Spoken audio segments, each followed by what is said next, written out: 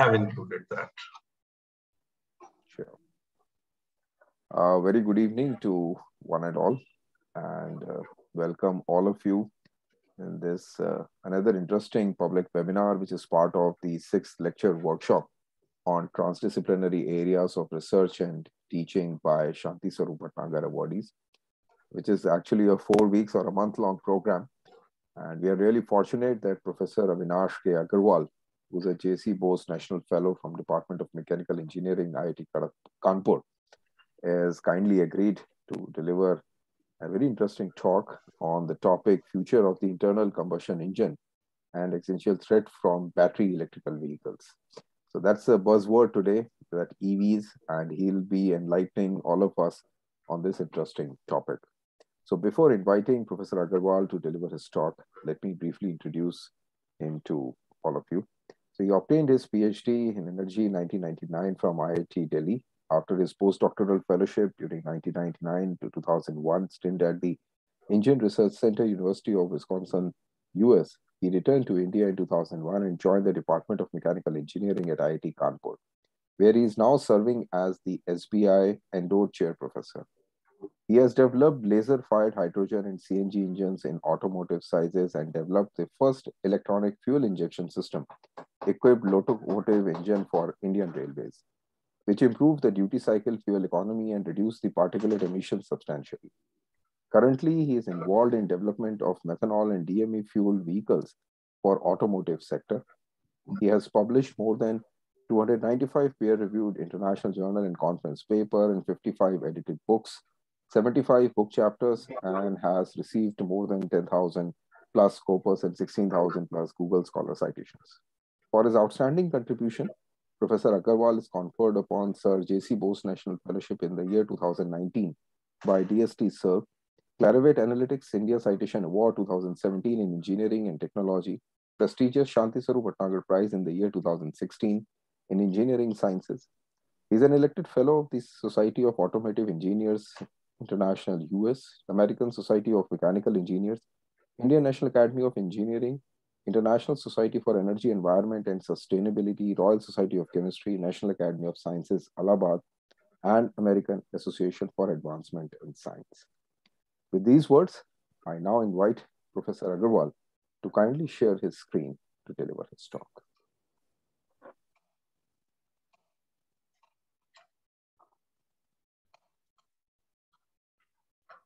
Thank you, Professor Saxena, for a nice introduction and for inviting me for this talk. It's a true privilege for me to deliver a talk and share some of my thoughts on future of internal combustion engines and existential threats from battery electric vehicles under this lecture, 6th lecture workshop series on transdisciplinary areas of research and teaching by Shanti Swarup Bhatnagar Awardees. And before I go into discussing my topic, I would just like to draw your attention to this society, which is called International Society for Energy, Environment and Sustainability, which I am involved with. Its website is www.isees.in. Please visit this website and see the kind of work that we are doing in the area of energy, environment, and sustainability. We publish books, monographs, journals, and organize conferences every year on this topic.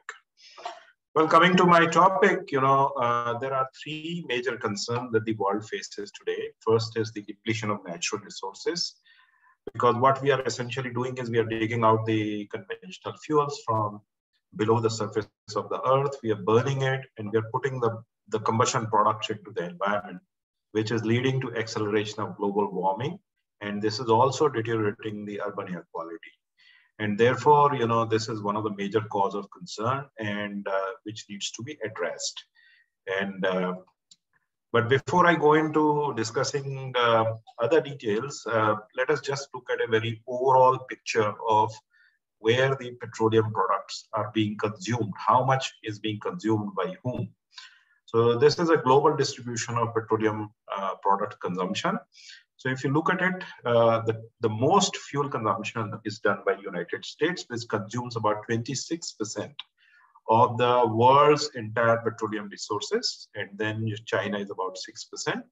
And this is where you have India with about 2.6% petroleum products that are being consumed by us. Now you compare this with Europe and United States, we are actually looking at less than,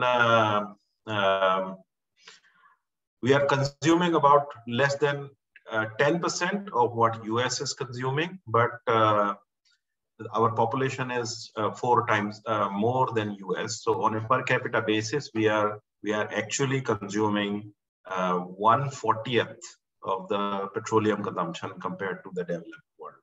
So this is, as a citizen of the earth, we are really consuming very, very less amount of energy. This picture you must have seen, a lot of work, a lot of noise is being made by Greta Thunberg about the climate change. But then, one should understand that climate change also is accompanied with climate justice, which demands that even the world's poor have a right to a better life.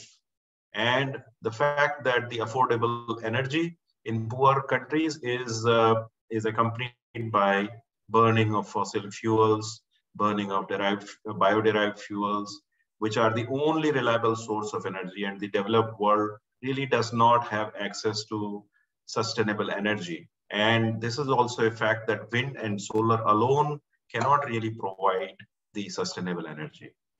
Now, world population is going to grow with time, and there is a very strong correlation between energy consumption per capita, as it is shown here on the y-axis, and the per capita income.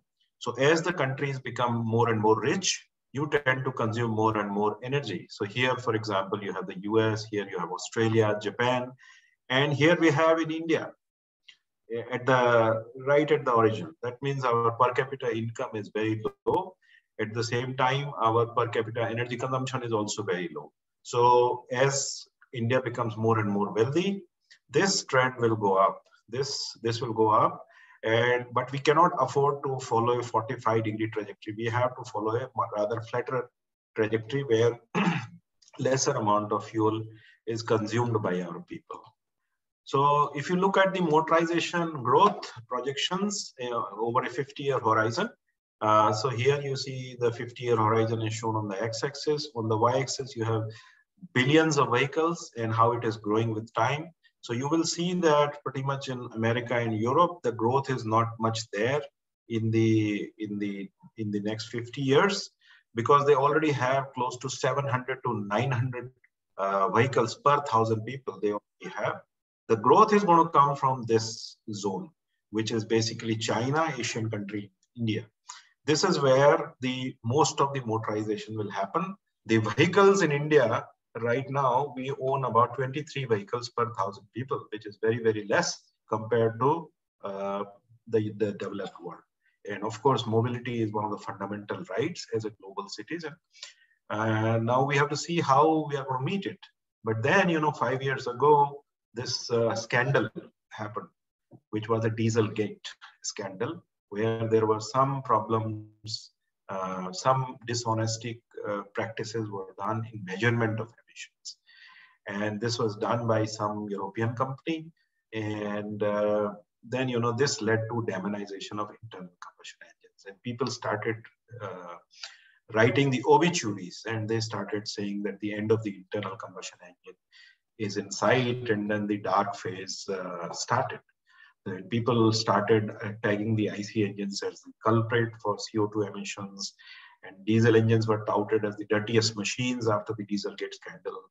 And then the economists said that it had a good run, but the end is in sight for the machine that has changed the world, and removed the horses for transportation and started the horseless carriages and so on.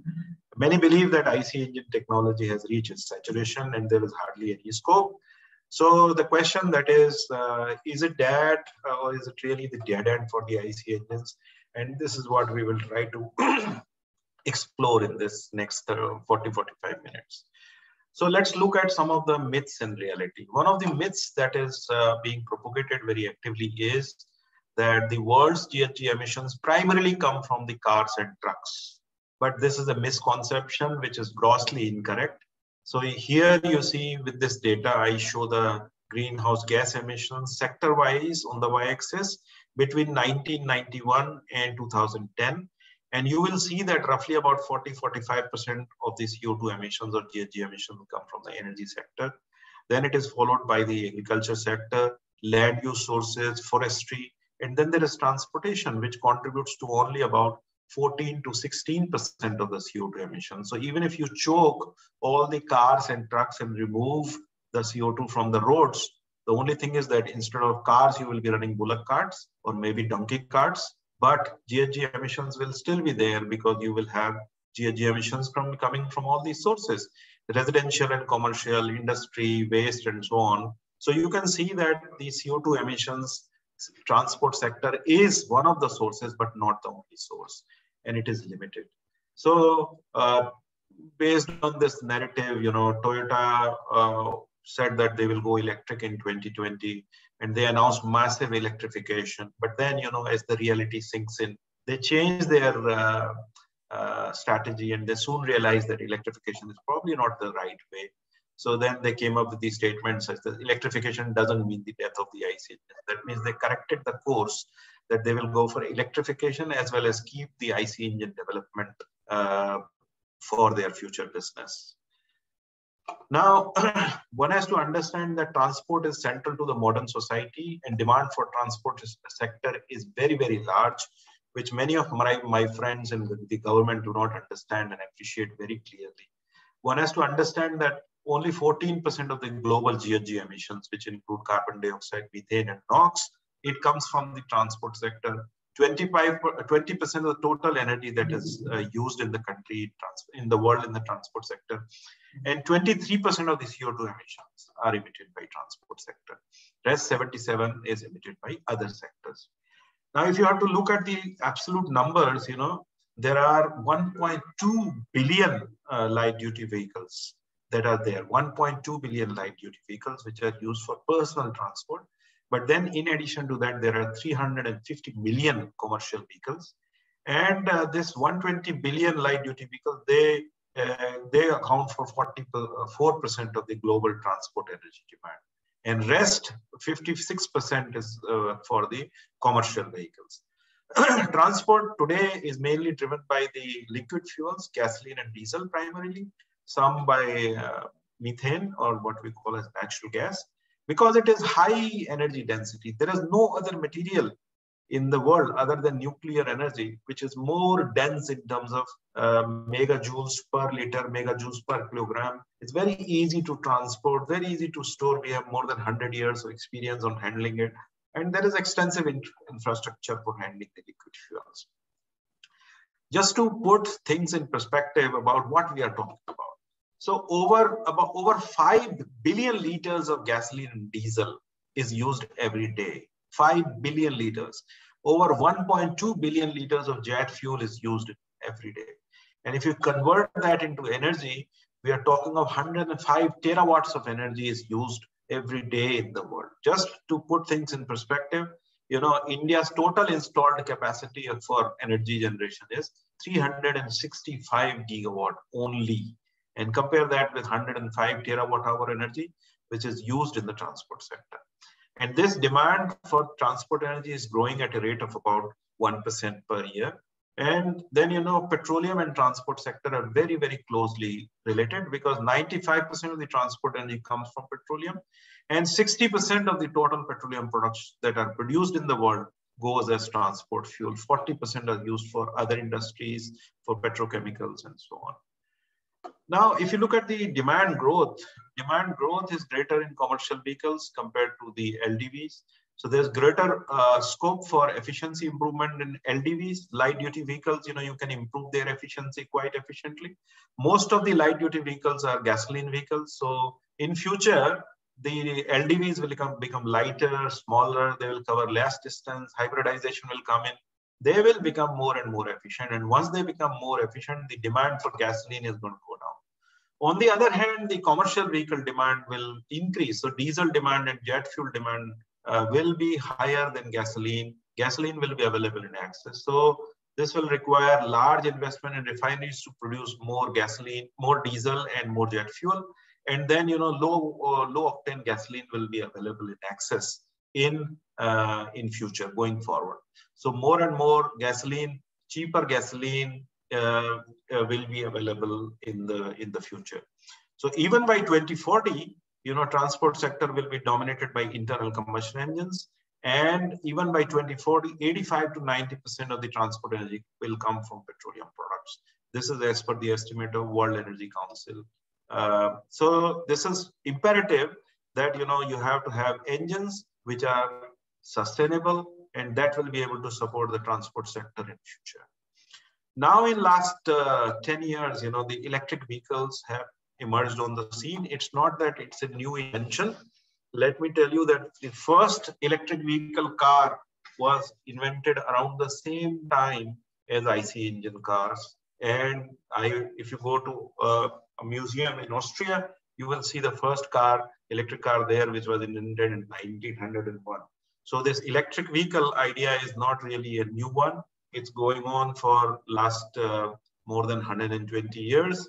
And so now it has come in a big way in our attention, and it is being marketed very aggressively. So there are many things that are being said about the electric vehicles. It is said that it is zero pollution.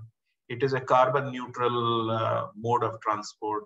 It creates less noise. It is very energy efficient, and it is said that EVs have 59 to 62% efficiency, whereas its poor IC engine cousins have efficiency of the order of 28 to 35%. It has less cost of charging. And then, there are performance benefits such as smooth operation, strong acceleration. It does not require maintenance because it has only 20 parts compared to 2000 parts for IC engines. There are no filters to change. There are no smoke equipment. It will reduce the energy dependence and so on.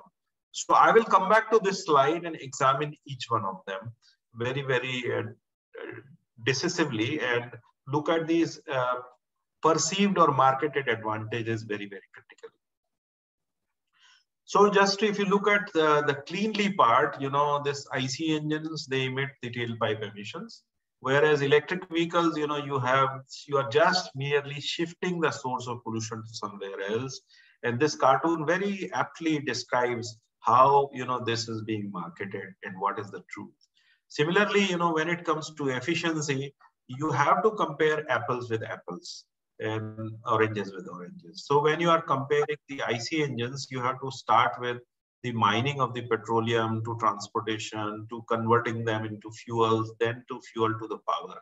So finally, you have to do well-to-wheel analysis. So when you say 28 to 35%, you are doing well-to-wheel analysis. But when it comes to electricity, for this, you have to do the coal, you have to transport the coal, you have to bring it to the power plant where you generate electricity, bring the electricity to run your car.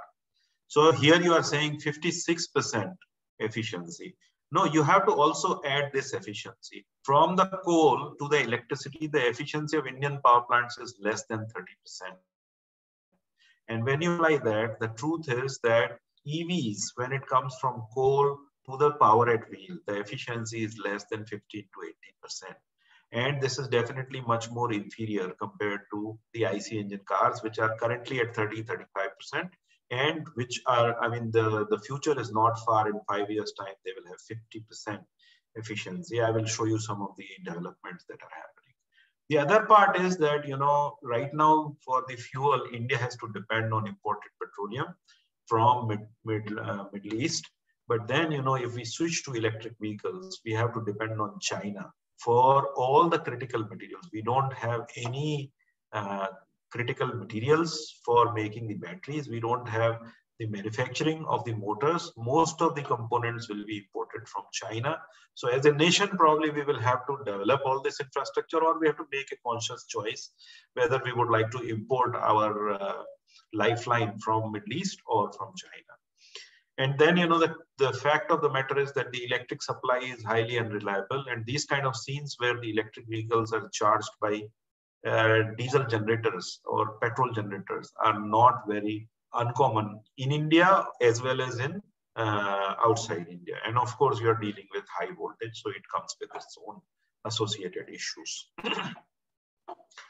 Now here in this, this is a Raygon chart where we are comparing the gravimetric energy density of any source or any fuel with the volumetric energy density. And here you can see lithium ion battery is right here.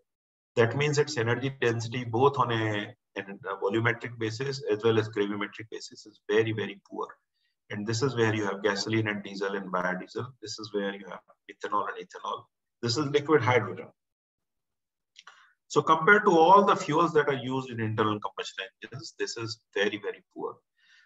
Just to put things in perspective, this is 1 liter of gasoline equivalent, which is weighing about 720 grams. It has 30.24 megajoule of energy. If you have to store the same amount of energy in lithium-ion batteries, it will require 26 batteries, which will weigh about 26 kilograms, and it will have a weight of 76. It will have a volume of 75.6 liters. Now, the problem is that once you want to use it for transport application, even the batteries have to be carried. That means if the battery weight is high, your tare weight capacity will be very, very less. The mass of the passengers and the goods will be very, very less. If we compare the conventional vehicles with electric vehicles and methanol vehicles based on resources, energy density, and emissions, fueling infrastructure and price, electric vehicle does not really fare very well. And here the methanol makes a good case compared to electric vehicles. Conventional vehicles, resources are also as much challenging as electric vehicles.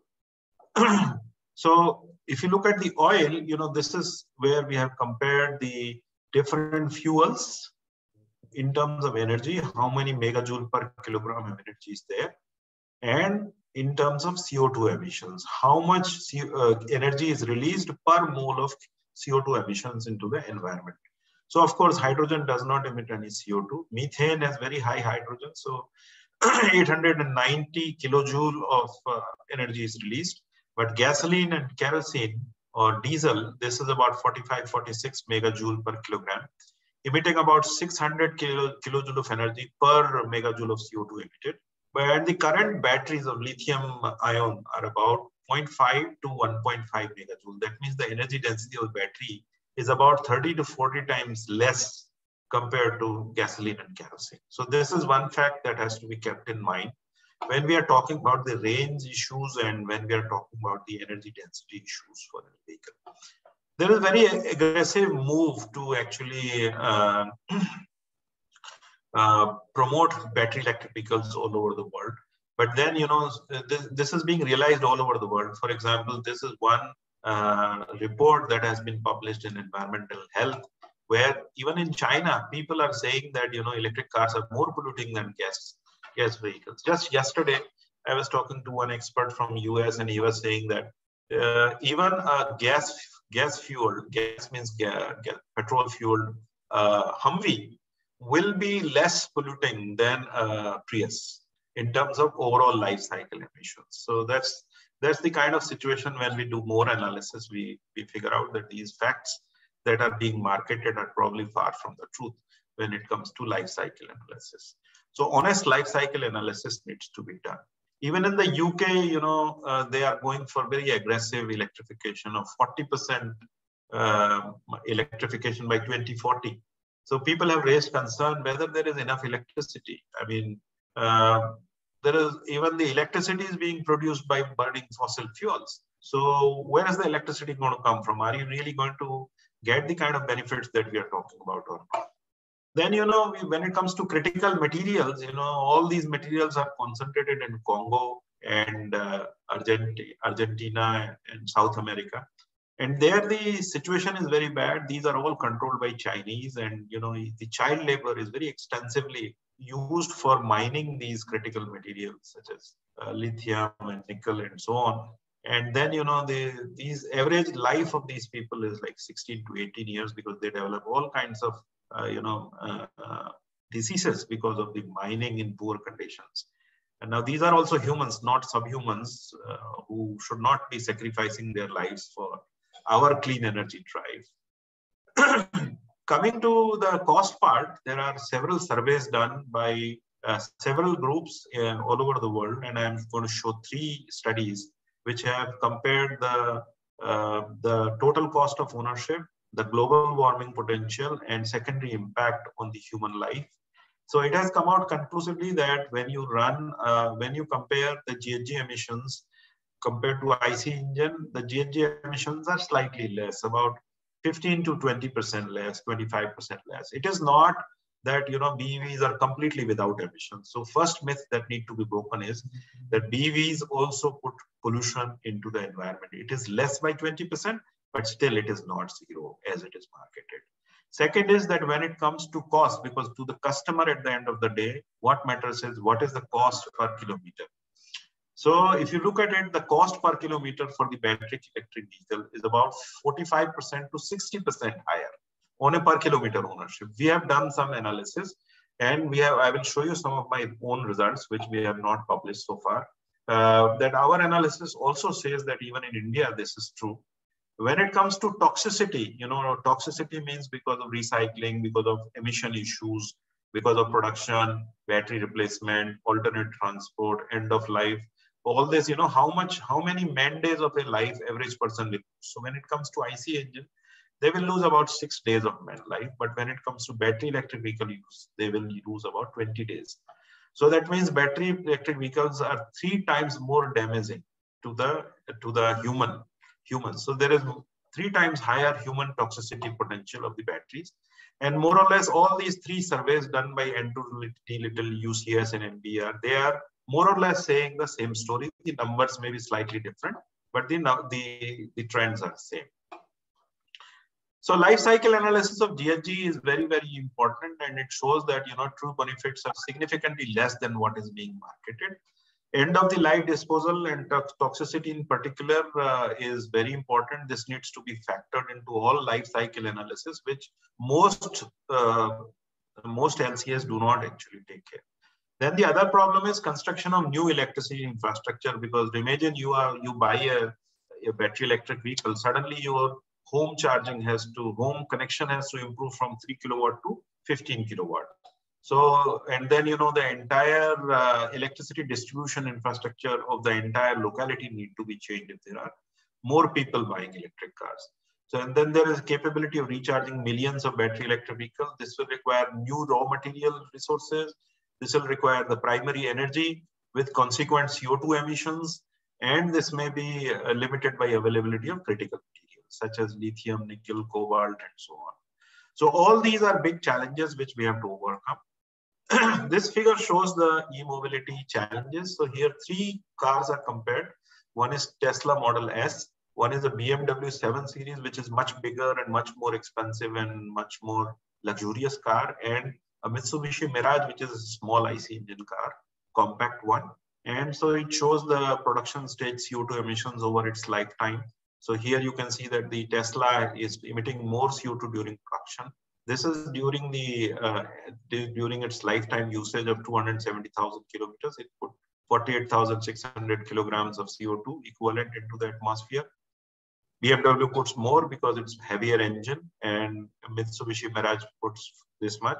So if you do all these numbers, then you figure out that even the Tesla is going to put about 225 grams of carbon dioxide per kilometer of travel over its lifetime, which will be less than BMW, but it will be more than Mitsubishi Mirage. So this is just one solution. It is not the only solution. And you can see that when it comes to bigger car, more powerful car, of course, compared to IC engine car, it will be less. But there are compact cars which will have even less CO2 put into the atmosphere compared to Tesla.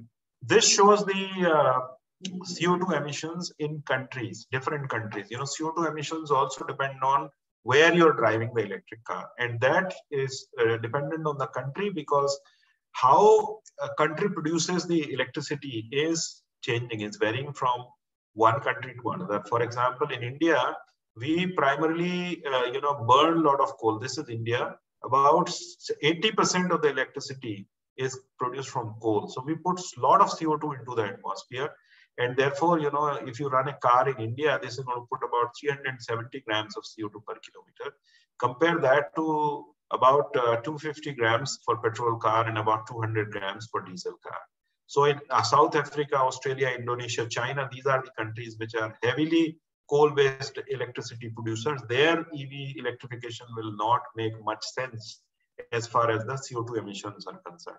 But if you are living in France, Brazil, Sweden, Iceland, Paraguay, where the electricity is being produced by low carbon sources, nuclear, and so on, so then, there the CO2 emissions will be less in the environment and you will be able to have GHG emissions.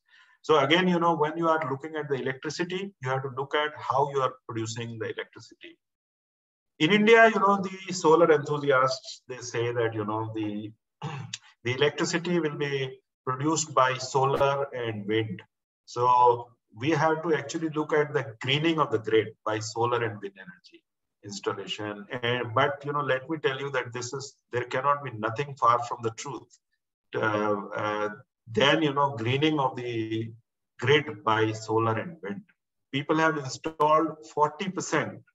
Now currently 40% of the installed capacity of the power production is solar and wind.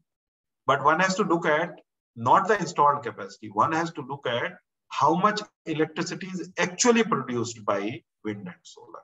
So I will show you some of these numbers. So this table is actually from BP Statistical Review of World Energy in 2020. It's fairly recent and it's fairly reliable. It says that primary data used in 2019 in select countries and the world by energy resources shown in exajoules. So now this shows that how much China is producing: 27.9 exajoule from oil, 11.1 from natural gas, coal 81.7 exajoule. So total fossil fuel is producing 120.7. Look at the wind and solar. This is 1.4 and 0.806. So that's about 2.2. So this is about less than 2% of the energy is produced from wind and solar. Coming back home to India, this is oil 10.24, 2.15 is natural gas, and coal is 18.1. So 31 we are producing from fossil, and from wind we are producing about 0.395 wind and solar put together. And then of course there is some nuclear, some hydro, and some other sources. So out of 34, 0.395 exajoule is produced by wind and solar, which is roughly about 1.2%. So the point that I want to make is that although our installed capacity may be 40%, but the energy produced, energy contribution of this 40% is only 1.2%. So you have to decide whether you can call it really a greening of the grid, and whether this will be really able to support our transport sector, that as people are claiming. This indicates that huge installed capacity of wind solar really do not lead to greening of the grid, and reliable energy supply essential for the growth of the country would continue to be supplied by oil, natural gas, and coal, and more by coal in our case in India. So this is just how in terawatt hours, different sources are contributing. This is the latest figure of 2018, where 76% is being contributed by coal. There is some by gas, some by diesel, some by hydro, nuclear, and renewables share. Renewables also include, by the way, not just wind and solar, but also the hydro. So this share is about 8%. Now coming to the import reduction, this just shows how the energy is going to grow, energy requirement is going to grow. So this is for the United States, this is for EU, this is for China, and this is for India. And here the data for 2014 is compared with data for 2040. So here you can see with the kind of rapid motorization of our transport sector, our oil import is bound to go up. And only this portion, only this small portion of 2040, we will be able to save by switching to electric and natural gas vehicles, the top part. Then a small part green, you can switch to renewables. And then there will be a lot of improvement because of efficiency improvement. And then there will be a huge increase in the oil production. So we will continue to depend on coal. So coal demand in India right now is this, and we will continue to consume more and more coal. So any battery electrification has to take into account the fact that only 1.2% electricity will come from wind and solar, which is essentially CO2 free if you don't take into account the production of these solar cells and so on. So there are other issues as well. For example, in e-mobility, there are challenges such as battery weight, long charging times, high initial cost, battery life, consumer acceptance, and so on. And then there are problems related to fires. In India, you see this situation, how the battery electric vehicle and the electronics is going to cope up with flooding and so on. One of the facts that remains is that if we go ahead with our 30% electrification plan, in our total batteries that we have to recycle, the battery electric vehicle batteries will be more than 50%. And then there are other issues, other challenges such as the problems related to electric shocks, then battery acid issues. Running battery equipped vehicles is going to how it is going to behave in case of accidents, how the things will happen if short circuit happens in the electric vehicles. We have already seen a lot of two-wheelers catching fire. Pacemaker, people use pacemaker and under magnetic field of the EV, how it is going to, what will be the effect on the person who has pacemaker. Then, in case of battery damage, how the vehicle safety will be, what will be the effect on the psychology and health of the people under strong magnetic fields, and battery storage. So these are some of the things that need to be looked at. I have done some analysis. This is the number of vehicles that are growing. So what I have done is I have looked at the number of vehicles. 74% of the total registered vehicles are still two-wheelers. So I have taken some cost. I have taken these very conservative cost in lakhs, in rupees, and then looked at this 30% of the vehicle population as on 2016. So I figured out that even at this number, 2016, if we say, in 2030, it will require 12 lakh crore just to replace 30% of these vehicles. And of course, this is growing. So these numbers will be higher, and this number also is taken as a conservative number. The actual BEV cost will be much higher. So I am expecting that this will create a new business opportunity of about 50 lakh crore rupees in our economy, BEV itself. And that is why, 50 lakh crore is a big number, whether it makes environmental sense or not, but for businessmen, this makes a lot of business sense. And that is why there is a lot of push to battery electric vehicles from different quarters, because it brings a lot of new opportunities, new business to business people. And that is why you see a lot of push, because it's a big economic activity. Now, coming back to IC engines and petrochemical industry, we know that IC engine was developed in 1890.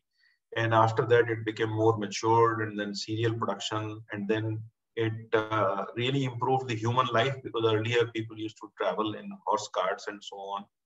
And whatever level of development we have in the world today, much of it is thanks to the mobility provided by the internal combustion engine. But suddenly in 2020, it has become a villain, and people are writing obituaries. But is it dead? Is the IC engine dead? Well, I think it is not dead yet. It's just a question of evolution. And we are now looking at IC engine 2.0. And in the next 2 decades, in the last 2 decades, there has been a huge improvement in terms of emissions. The emissions have been cut down 100 times in the past. Particulate emissions have been brought down absolutely under control, to the extent that even the tire emissions have become more dominant compared to what comes out from the engines. So this just shows the particulates from EVs. This just shows the gasoline IC engine particulates, and this is the diesel particulates. And you can see that the contribution of the EVs to the particulates from tire wear is much higher than from IC engine. IC engine emits less than 5 milligram per kilogram, whereas the EVs, they contribute about 50 milligram per kilogram of the particulates. EVs produce more particulates from tire wear because they are heavier compared to IC engine vehicles. And also, if you look at the mileage, In next 10 years, between 2015 to 2055, there is a lot of improvement being envisaged in the IC engines. And the fuel economy is already going up. And by 2025, compared to last 10 years, 2015, this will be up by about 50%. So more and more efficient engines are coming, more and more compact engines are coming. People are developing hybrid technologies such as HCCI, homogeneous charge compression ignition, which is a hybrid of spark ignition and compression ignition engines. And there are other technologies such as PCCI, premixed charge compression ignition, which are coming up. And simulation tools are being used extensively for optimization. And then, people are also trying to marry the electric motor with IC engines and improve the efficiency of the thermal engines by going for hybridization. In the internal combustion engines also, there are a lot of areas where a lot of active research is being done and improvements are being done. Optimizations are being done. Artificial intelligence is being used. Very lean mixtures are being used. There is a lot of change in pre-chambers. Low temperature plasma is being introduced in the engine. Ultra high pressure supercharging is being used. Extensive exhaust gas after treatment technologies are being used. And in fact, if you look at the engines today, Euro 6 engines, there's hardly anything comes out of their tailpipe. There is hardly any hydrocarbon, hardly any carbon monoxide, only carbon dioxide and water vapor and oxygen and nitrogen. That's what comes out. So in a way, Euro 6 engines are absolutely clean, and I can't see it getting better than that. I mean, they will of course improve. And as I said, with time, more and more diesel will be used, less and less gasoline will be used. So there will be a lot of gasoline that will be available. So even for using this gasoline, which will be available in excess, gasoline compression ignition technology is being developed, which is giving rise to very efficient technology. And to the extent that, GCI technology, 56% efficiency has already been demonstrated. There's a lot of work going on in my lab at IIT Kanpur also. A lot of hybridization work is also going on world over. And different fuels are being talked about, which are CO2 free. So just like, EV, we are talking about CO2 free fuels, which can be, which are very low CO2 burden. For example, methanol, ethanol, hydrogen, biogas, dimethyl ether, and so on. And these are evaluated on different factors. So these are 7 factors on which different fuels are evaluated. Dark color is optimum and light color is less preferable. So you can see that on 5 factors actually, EV is quite good, but vehicle adjustment, you need to completely change the powertrain, and fuel infrastructure just does not exist. Compared to this, DME and methanol makes a lot of sense because they have all these things available. And now China is going a big way for going for electric, what they call as electro fuels. So electro fuels are nothing but methanol and DME. And the idea is very simple, that you have a high ash coal or biomass or whatever, natural gas. So what you do is you convert that into syngas. Syngas is carbon monoxide plus hydrogen. And then you synthesize that to create CH3OH, methanol. And then you take 2 molecules of methanol and dehydrate it. So it becomes CH3OCH3, which is nothing but dimethyl ether. So methanol is an excellent petrol replacement, and DME is an excellent diesel fuel replacement. So they have gone for mass deployment of fossil fuels to DME methanol. And then what they are going to do is they are going to replace this fossil with a biomass. And they are going to do the first deployment in 2040, followed by mass deployment in 2050. And then in 2070, what they are going to do is electricity they will produce from solar and wind. And then from the thin air in the atmosphere, they will capture the carbon dioxide. Using this electricity, they will split the water to generate hydrogen. This hydrogen will then react with the CO2 captured from the atmosphere to produce methanol and DME. And then this will be deployed. So in a way, you are using the energy from the sun. You are using CO2 from the atmosphere. You are using methanol and DME, burning it, putting the CO2 back into the atmosphere. So in a way, this will be net CO2 free cycle that is being talked about. In India also, this concept is being promoted by Niti Aayog. So here, different types of feedstocks of all kinds of waste, biomass, city waste, etc. This is gasified to produce methanol and DME, and then this is used in different applications. So IIT Kanpur is playing a big role in the utilization side of the development of the DME. So I'm now running out of the time, so I'll skip some of the slides. So, and I'll show you some of the important things related to the total cost of ownership that I intend to show. Just this sales volume I would like to talk about. So this is one slide that I have taken from Mr. Koji Tonimori of Honda Car. And what he has shown is, he has shown this projections of the sales between 2000 to 2030. So right now we are here where about 4 million cars are being sold. But by 2030, this number will increase to about 10 million cars. And now the government has gone for 30% electrification. That means this 10 million cars, out of this 10 million, 3 million cars will be EV, even if we are able to achieve that target. But then the point that is generally missed is that even if you are able to manufacture or sell 3 million cars, 7 million will still be IC engine cars. And so this will grow, IC engines will grow from 4 million to 7 million in a period of 10 years, which is a robust 70% growth in 10 years.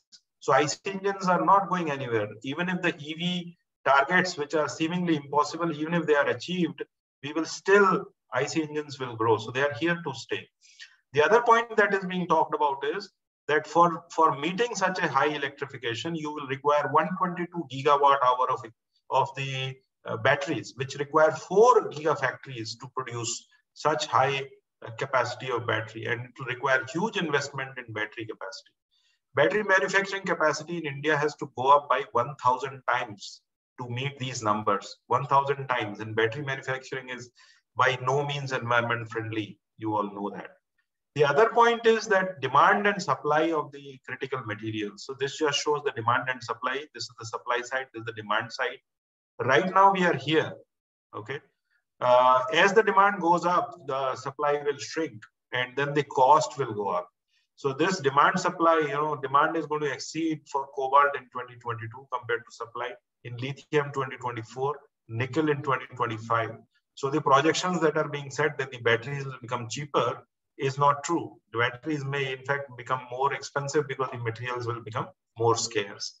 So coming back to this fact check, CO2 claim of the BEV is a farce. Less noise, I will agree, but then even the IC engine cars are quite noiseless nowadays. Electric vehicle efficiency is very, very poor, 18 to 90%, 19% compared to 28 to 35% for IC engine, which is again going to go up. Less cost of charging. True, but it is not just the charging. You have to look at total cost of ownership. Performance benefits, smooth operation, strong acceleration, I agree. But then IC engine vehicles are also having equally smooth and strong acceleration. They require less maintenance. I don't agree with that, because even the IC engine cars nowadays, in spite of having 2,000 parts, are so efficient that if you do service once a year, you hardly face any problem. At least I have not faced any problem in last 8 years in the car that I run. No filters to change, no smog equipment. This is correct. And they certainly do not reduce the energy dependence on the outside world. Now, quickly to show you total cost of ownership, when the BEV enthusiasts say the battery electrification is the charging cost is so low, so what they tell you is that the acquisition cost is only buying price, installation price, and salvage value. But then the actual thing is that when you look at the total cost of ownership, you have to also take into account the operational cost, the maintenance cost, the logistics cost. All these costs have to be taken into account. So what you see from outside, the benefits of EV is only this, but the cost that is hidden is this. So one has to take a total cost of ownership, which include the procurement cost, operational cost, fuel cost, miscellaneous cost, labor cost, maintenance cost. And one should never make a decision based on only the fuel cost. So there are many standard models. So there is one famous World Resources Institute, which has developed a formula for total cost of ownership calculation. It is shown here. And this is available freely on the WRI website. And you can actually look at it leisurely. So here it takes care of the purchase cost, residual value, capital recovery factor, annual operating cost, annual kilometer travel, discount factor, life of the vehicle, etc., etc. So for our analysis, we have compared the different types of vehicles. For example, TVS Jupiter, IC engine versus TVS iQube EV, Suzuki Access, IC engine versus Ola S1, Honda Activa versus Ather. So comparable vehicles in terms of power, in terms of size, and so on. Honda Splendor versus Revolt RV. Nixon IC engine versus EV. Tigor IC engine versus EV. Kia Seltos versus Hyundai Kona. So luxury segment. So, and then we did the sensitivity analysis. We looked at, different kilometers run for two-wheelers. 2,000 kilometers per year, 4,000 kilometers, 6,000, 8,000, 10,000 kilometers per year. Similarly, typically for a four-wheeler, a person like me will run 4,000 to 8,000 kilometers a year. So we have done it for 4,000 to 20,000 kilometers. Similarly, battery replacement, no replacement to one-time replacement during the lifetime of the vehicle. Then the battery cost from $140 today to possibly $100 in future. Then there may be change in the base price of the vehicle. People are saying that vehicles will become cheaper. So, okay, the vehicle cost goes down by 15%. Then change in the fuel price, petrol price becomes more expensive or less expensive, or electricity price becomes more expensive or less expensive. Then, for BEVs, there are three different analyses have been done. For example, right now, many governments are offering no tax, plus they are offering the incentives, right? Then, there are some governments where they say no tax, but no incentive. And then eventually what will happen is there will be tax and no incentives. So we have compared all these three scenarios and then repeated these steps for Delhi and Mumbai, actual. And then what we have also done is we have also calculated that by giving these tax and incentive holidays and tax waivers, how much the government is going to lose. How much the government is going to lose on taxes that they earn from petrol and diesel sales. Then, we have considered both state and central subsidies and so on. And for two-wheelers, 8,000 kilometers taken as average annual distance traveled. And for four-wheelers, 12,000 is the average annual distance. And only home charging is considered in the analysis. And then, this is the kind of table that we have filled for each vehicle. For example, Mumbai and Delhi, we have taken two columns. This is petrol vehicle base price. This is actual data which has been collected by calling the dealers, taxes, insurance, what is the mileage, what is the fuel price, maintenance cost per year, and the weight. Similarly, the data is on a 142,000 rupees vehicle, there's a 55,000 rupees subsidy and so on. So then we did the analysis. So this is the total cost of ownership of the four-wheeler. So for a four-wheeler IC engine, this is the cost in Mumbai. So Nixon IC engine petrol cost about 21 rupees. And in Delhi, it's about 90 rupees. Tigor costs about 15, 16 rupees. And Delhi, it's about 14 rupees. Seltos is about 24 rupees and 23 rupees in Delhi. So similarly, diesel vehicles, this is Nixon is 21 and so on.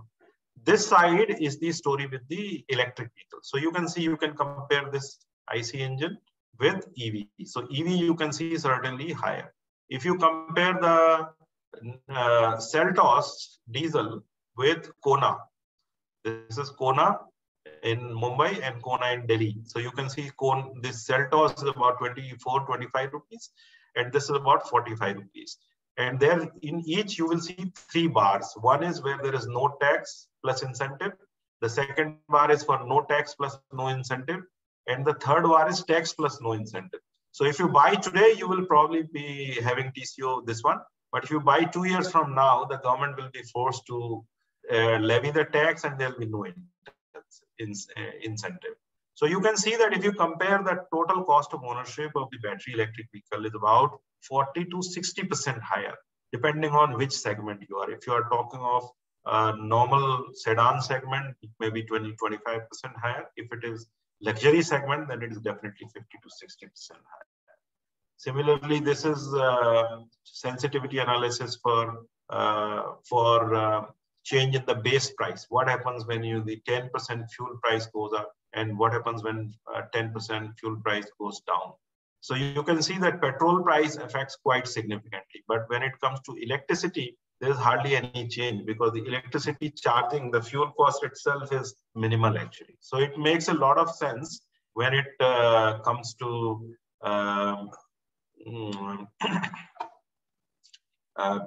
when you drive a long distance actually, then EVs will make a lot of sense. So I think there are some other analysis that are done, but I'll just now like to conclude in a couple of minutes. So there will be a lot of loss and of the tax and subsidy liability to the government. For example, we have taken the numbers of the 30% electrification, two-wheelers, about 1 million two-wheelers will be sold. Sorry, this is about 12 million vehicles will be sold in 2030 only in 1 year. So if we look at the 2 kilowatt battery capacity size, the subsidy will be about 38,000 crores. Similarly, if it is 3 kilowatt, this will be about 57,000 crores. Similarly, there will be tax benefits and there will be loss of taxes which the government will earn on petrol and diesel. So if you add these together, the government of India will be losing about 200,000 crores, which is roughly about 30 billion US dollars every year on taxes and subsidy for subsidizing the electrification of this country. Basically, it will be an indirect subsidy to the rich segment of the society who can afford the expensive EVs. Okay, so if you look at the trends, two-wheelers are economically viable, but only when incentives are included. But without incentive, they do not achieve the cost parity with IC engine vehicles. Four-wheelers are not achieving cost parity even after the incentives. To make battery electric vehicle more viable without incentives, one needs to either reduce the capital cost substantially or increase the average annual distance traveled.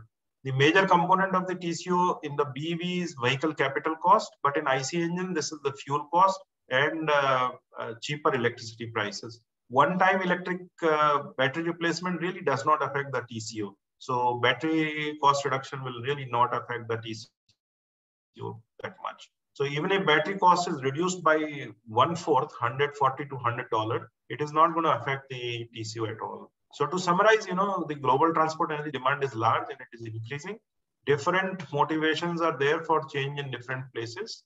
Alternatives start from very low base, which are very costly, inconvenient, and cannot grow without constraint.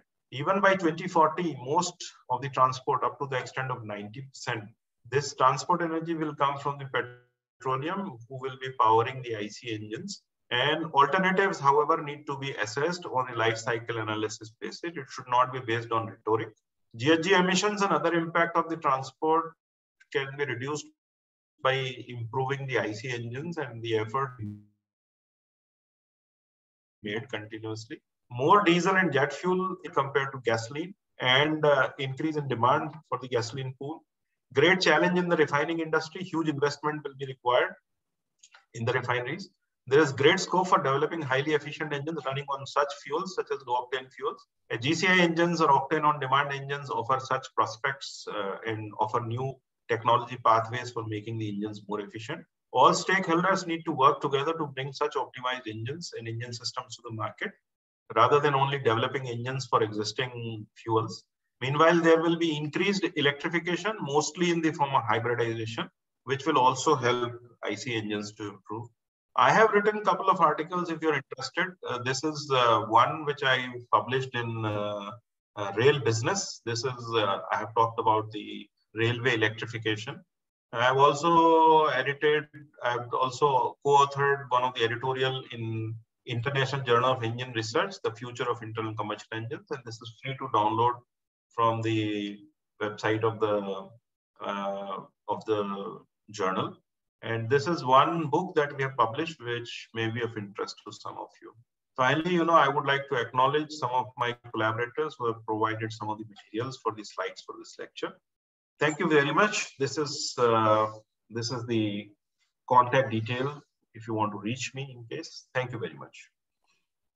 Thank you very much, Professor Agarwal, for enlightening all of us. And especially, there are certain myths which are floating around related to EVs. And thank you very much for clearing those doubts through your interesting talk itself. Well, there are a few questions in the chat. I'll take up those questions one by one. So the first one is by Shivani.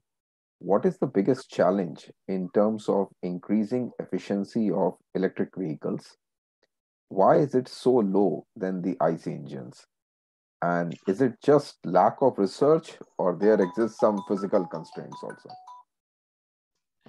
Okay, I can tell you that IC engines are already quite, the battery electric vehicles are already quite efficient. In battery electric vehicles, what is happening is that one is the coal to electricity part. So that is coal to electricity is 30% efficiency only.